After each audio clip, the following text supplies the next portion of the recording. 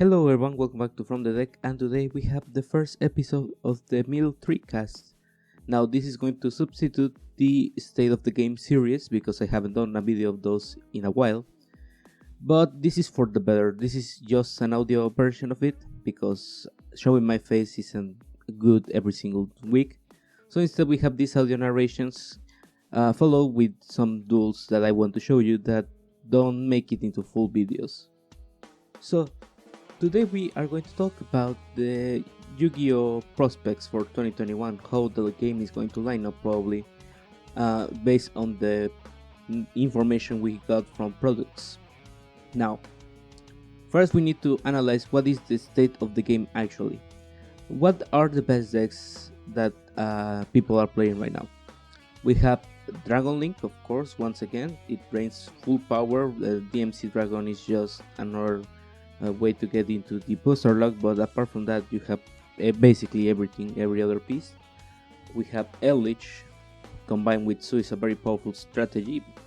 We have Drytron, which is I think a glass cannon because losing the Union Carrier and a couple of consistency cards is kinda okay for them. They have found another way to play that. It's actually kinda cool. We have Invoked. Normal Summon Alistar is very powerful indeed when you accompany it with some dogmatic cards and a lot of stuff around it. And we have Dino, which is probably the strongest contender because he's the only one that isn't touched and that can put a large enough beat stick for people to play around. So it is what it is. The format is basically just 2019 with a couple of 2020 decks. But the best decks are probably the ones that came out in 2017. So with that in mind, we are just going into this year products. We are starting with Ancient Guardians. It's going to be released very soon, and it's a deck builder basically because it's similar to Secret Slayers. Instead we have three new deck strategies. We have Abyss, which is very cool. I have played Abyss and it's actually kinda crazy. It has enough consistency to make some really cool stuff.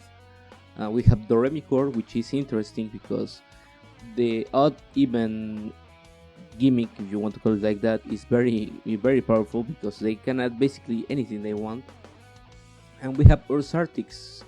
If we get enough things that can float when discarded by the Ursartix, then we can see this thing going off. The synchros are somewhat really good, but I think the best ones are the Abyss and the Doremicors. They have a lot of potential and I like to see what happens to them in this new format. This Ancient Guardian set is probably the best one for deck building, as well as it was Secret Slayers. This is cool basically. I would like to see what happens with the format when Ancient Guardians release. Then we have Lightning Overdrive. Lightning Overdrive is similar to the first set that we got this year, which is what's it called? I forgot the name, but basically I think this is another chase set. The difference with this and Blazing Vortex is that Blazing Vortex only had like 2 or 3 really good cards. Pot of Prosperity is the only one that comes to my mind though. But this thing actually has good cards. The Ad Ignister support is really good. It makes the deck really consistent. The Drytron Nexus comes here, which is also consistency for Drytron. Really good deck.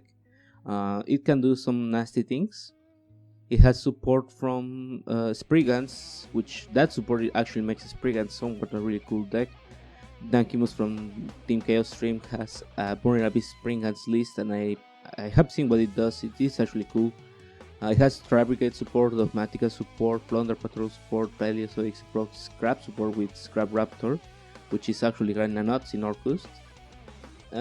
Ice Barrier support even, Trap Trick support, and obviously the Utopia support, which is actually kinda good. If you play Sexual Weapons, it is actually basically Dragoon with extra steps, so something like that just happens. It introduces 3 new archetypes: Stigmatica, Amazement, and Attraction. I haven't seen a lot of this, but I think they're going to be probably similar to War Rocks in the case that they are cool, but they don't do much in the competitive gameplay. Next up, we have King's Court. King's Court is only been announced, and we only know that it is King's Knight, Queen's Knight, Jack's Knight support, which is interesting. If we see Gate Guardian support in this thing, then we can have a good nostalgia pack.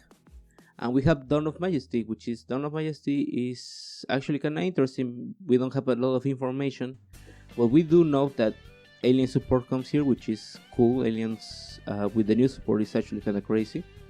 We have the Stardust support, which is really, really good. Stardust Assault Beast is actually a really good deck. It's a couple of free negates, all of which can be Baylor or Imperm because they jump off of the board. And it introduces the Gizmek archetype, which is kind of cool. I mean, same attack and defense is not so good because you have Inspector Border, but Gizmek is cool.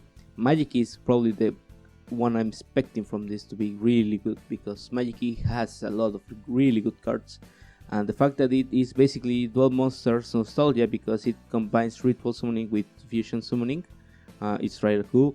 We have Suship. If you don't know this, Suship actually can block some stuff like the Suez Canal, so be aware of that. And that's for new sets. Obviously we have the Mega Teens, which is actually good because we have some stuff like Access Code Talker, we have some really good chase cards in that. We have also structured decks. We have the Cyber Style structured deck, which is good if you are looking for some casual play. Cyber Darks are finally good and I want to play those. I don't know if I'm going to buy it, but I really want to play Cyber Darks. And we have probably some reprints. I think we have the new Legendary Duelists, but I think that's from the end of the year. From what I've seen, that doesn't do much because it's just Crystal Wing support and Lirulu support, which is basically Tri-Brigade support. But yeah, this year product seems to be good, but I mean just good, not amazing, apart from Ancient Guardians, which I think is going to be the best product in this year. So, how is this new product going to be lining up with the old format? Well, if things go as we are seeing them, with Konami not kinda taking down the old decks, instead just trying to debuff them, but they coming back stronger, we can see some Abyss play. Lair of Darkness is a card at the end of the day, but I don't know if Abyss has the power to grind out Dragon Link or Eldritch. Doremi cards can actually line up and combine with Pendulum Magician. I think Ignister Prominence was put into 3, so as a going second card, that is actually kind of amazing. The support introduced for Lightning Overdrive can actually make Tri-Brigade really cool again. Bird Up is actually a deck that I don't want to sleep off. Even if they ban the Wind Barrier of Statue, the deck is actually kind of nuts. Ignister can become meta relevant if some things happen, of course. Well, everything is meta relevant. Orcus has a lot of prospects with Lightning Overdrive coming up. Because of Scrap Raptor, they can play some Dino Orcus, and Dino Orcus is actually really good. It has a couple of consistency boosts because Dino is in touch, so that's a thing to worry about. And apart from that, I don't think there's going to be a lot of changes if Konami follows the trend of not touching the older decks.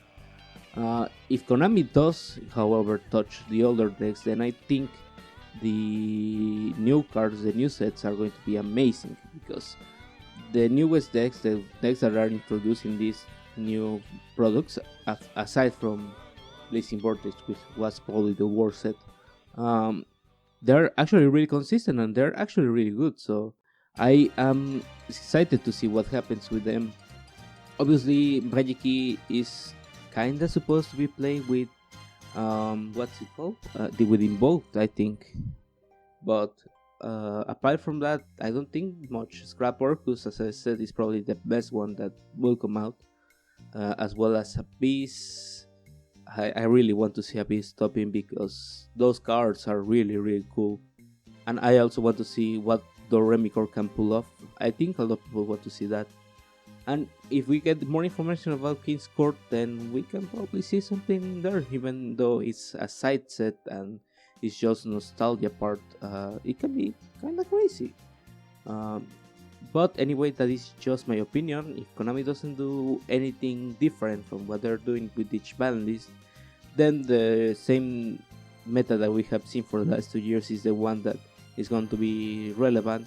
But if they do the newest decks, Administers, Abyss, Scrap, Spriggans, probably even Tri Brigade, they're going to be really good, and I'm actually down for that shape of the meta. I really want to see what these new decks do on their own, and I hope that I can get my hands in a couple of these products just because they are that really good. Last year I couldn't buy anything, but I wasn't really anxious for anything. This year I am anxious for Lightning Overdrive to come up, as well as Ancient Guardians, and I really want to see what that brings up to us. But anyways, that's going to be it for today's episode. Thank you very much for listening, and we are going to see you on the next one. See ya.